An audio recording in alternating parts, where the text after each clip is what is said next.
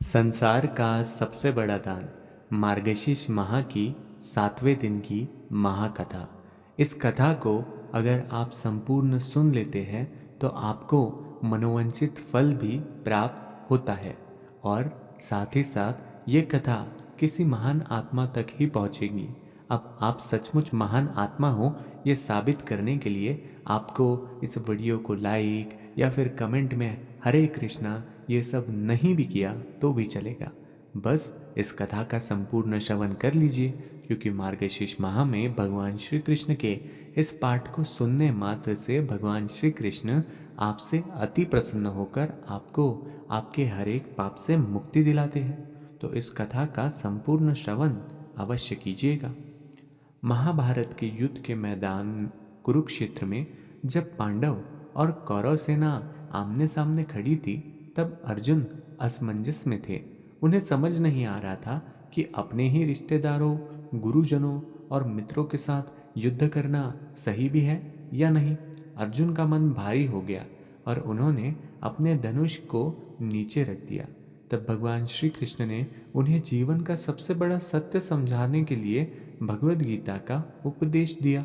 उपदेश के दौरान अर्जुन ने श्री कृष्ण से पूछा, हे केशव, इस संसार में सबसे बड़ा दान कौन सा है? मैं समझ नहीं पा रहा हूँ कि कौन सा कार्य मनुष्य को सबसे अधिक पुण्य और शांति देता है।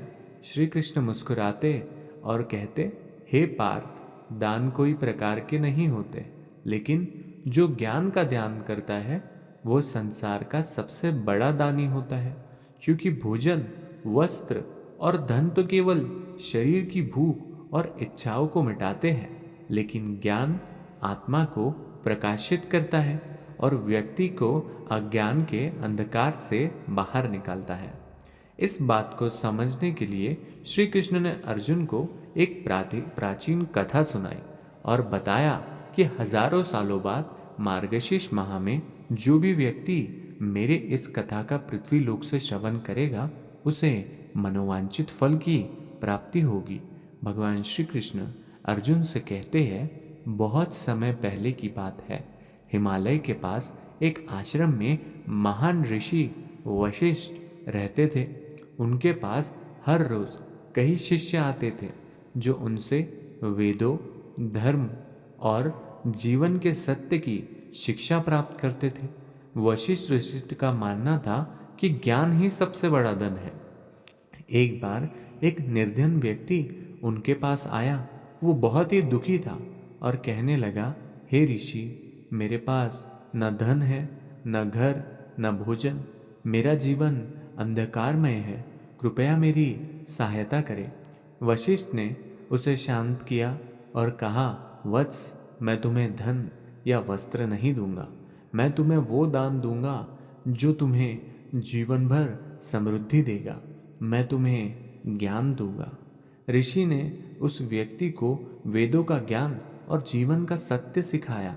धीरे धीरे उस व्यक्ति ने अपने भीतर आत्मविश्वास पाया और अपने ज्ञान के बल पर दूसरों की मदद करने लगा। कुछ ही समय में वो न केवल आर्थिक रूप से समृद्ध हुआ, बल्कि उसने समाज में आदर और सम्मान भी प्राप्त किया। कथा सुनाने के बाद श्री कृष्ण बोले, हे अर्जुन, जैसे ऋषि वशिष्ठ ने उस निर्धन व्यक्ति को ज्ञान देकर उसका जीवन बदला, वैसे ही जो व्यक्ति ज्ञान का दान करता है वो दूसरे के जीवन को प्रकाशित करता है। ये दान कभी समाप्त नहीं होता। भोजन का दान भूख मिटा सकता है, लेकिन ज्ञान का दान जीवन के हर संकट का समाधान देता है। भगवान श्री कृष्ण ने आगे कहा, हे पार्थ, धर्म का पालन करने के लिए और जीवन के कर्तव्य को समझने के लिए ज्ञान अत्यंत आवश्यक है। जो व्यक्ति अज्ञान में फंसा रहता है वो न तो स्वयं का कल्याण कर सकता है, न ही समाज का। इसलिए ज्ञान का दान सबसे बड़ा और सर्वोत्तम है। श्री कृष्ण के वचनों को सुनकर अर्जुन का भ्रम दूर हो गया। उन्होंने धनुष उठाया और कहा, हे माधव, आज आपने मेरे जीवन का सबसे बड़ा सत्य उजागर किया। अब मैं ये संकल्प लेता हूँ कि युद्ध के बाद मैं अपना शेष जीवन धर्म और ज्ञान के प्रचार में लगाऊंगा। मैं केवल धन या वस्त्र का दान नहीं करूंगा, बल्कि लोगों को जीवन का सत्य और सही मार्ग दिखाने का प्रयास करूंगा। इस प्रकार भगवत गीता में भगवान श्री कृष्ण ने यह सिखाया कि ज्ञान का दान सबसे बड़ा दान है। ये दान मनुष्य को अज्ञान के अंधकार से निकालकर उसे आत्मज्ञान और शांति प्रदान करता है। जो व्यक्ति ज्ञान का दान करता है वो न केवल दूसरों के जीवन को प्रकाशित करता है बल्कि अपनी आत्मा को भी शुद्ध करता है। अब आप सोच रहे होंगे कि मैं भला ज्ञान का दान कैसे कर सकता हूँ। बड़ा ही आसान है। आप किसी न किसी व्हाट्सएप ग्रुप में ज़रूर जुड़े होंगे।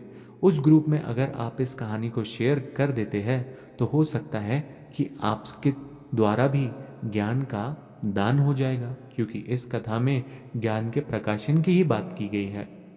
तो जो भगवान श्री कृष्ण का सच्चा भक्त होगा, मार्गशीर्ष माह के सारे पुण्य कर्मों को जो प्राप्त करना चाहता होगा, वो ये काम भी भगवान श्री कृष्ण की जय कहते हुए अवश्य ही करेगा। इसी के साथ में मार्गशीर्ष माह की आज की कथा यही समाप्त होती है। आपसे फिर मुलाकात होगी एक अगली कथा में। हर हर महादेव। जय श्री कृष्ण। साम सदाशिव अर्पण।